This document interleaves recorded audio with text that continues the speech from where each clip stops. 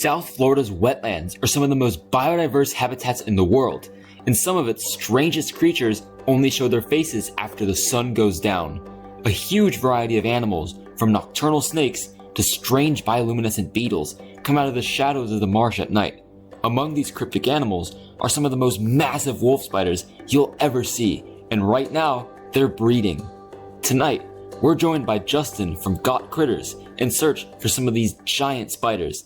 All right, children, what we have down here is something I'm not gonna pick up because I don't wanna mess with it too much, but this is a huge hognose wolf spider. I think this is a field wolf spider, Hognose lenta, but the ID is not what matters right now. What really matters is the fact that she has a bunch of babies on her back.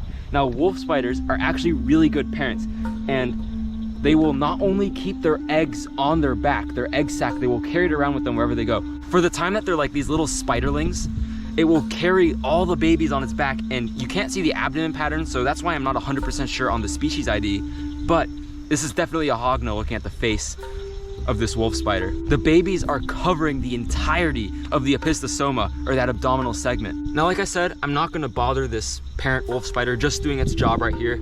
I don't wanna mess around with these babies, and I really wanna make sure that this next generation of wolf spiders thrives perfectly fine out here in this Everglades environment.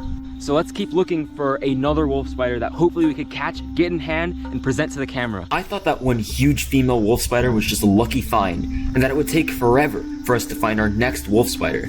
But not too long after, we ended up stumbling across another one of these giant spiders.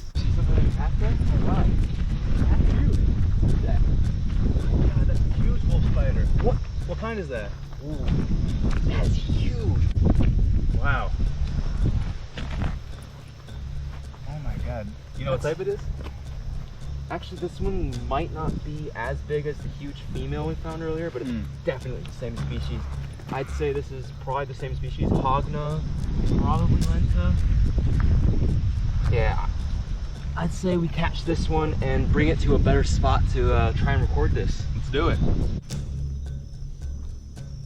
Oh my. Perfect. Good grab. All right, cool.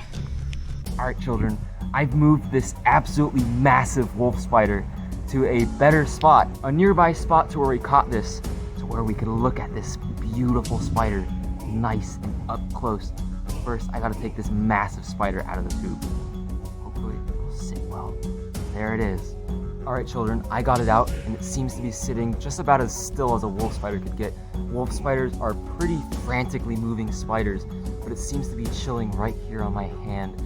This right here is my lifer, Hognose lenta, or the field wolf spider.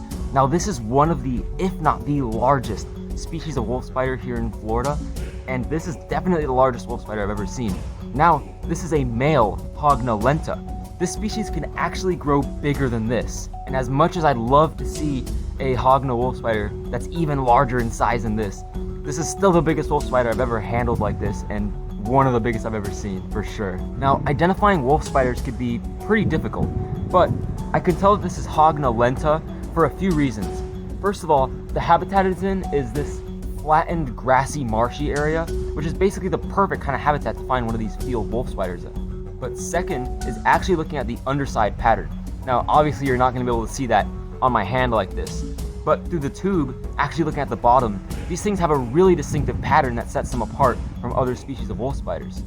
You see, Hognose lenta has basically an entirely black bottom of the entire body, except the legs are unmarked, kind of a palish brown color in the bottom, and the base of the opistosoma, or that abdominal segment on the bottom, is white, or a kind of pale orangish, separating it from the rest of that black bottom of the abdomen, also known as the venter of the spider.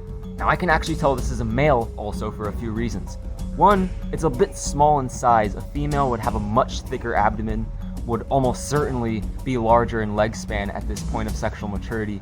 But most importantly, at the end of those pedipalps, or those long kind of arm-like segmented appendages near the mouth that this spider would use to guide food into its mouth to eat, right at the end of those appendages is what is called a palpal bulb, which is what this male spider actually uses to store its sperm before mating. Once this big male mates with an even bigger female, like you saw earlier, the female will then keep its eggs on its back, and eventually the babies will hatch, and then the mother will still keep taking care of the babies on their back until the babies are large enough to fend for themselves. Now, I understand that a lot of you watching this are probably extremely scared of spiders, and at first glance I can kind of understand that. They are quite creepy looking.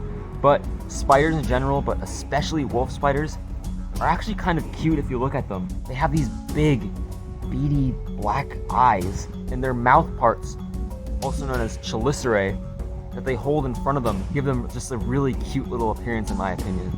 As you can see, it was acting quite frantically before, but once it's accommodated on my hand, it's just kind of walking around, just kind of exploring my hand. The reason these things are called wolf spiders is because they're actually some of the top predatory spiders in these ecosystems. These things are mostly nocturnal, so they'll be hunting for insects during the nighttime, like how we found this beautiful hognolenta right here.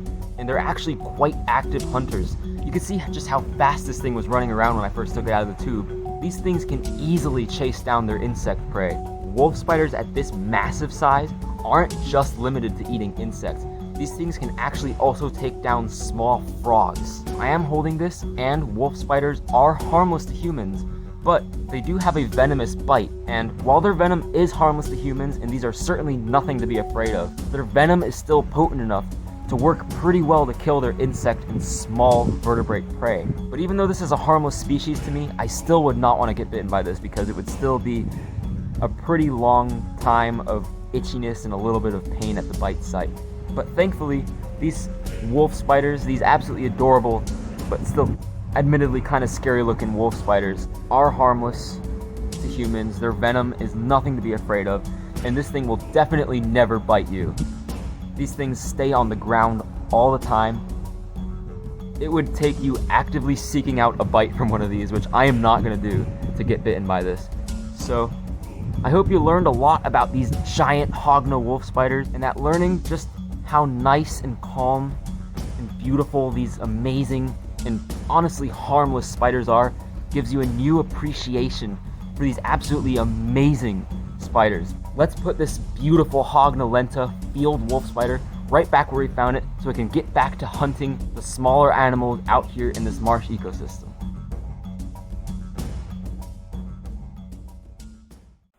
If you enjoyed this video, then make sure to check out this video right here about another really unique spider family, the jumping spiders. Enjoy!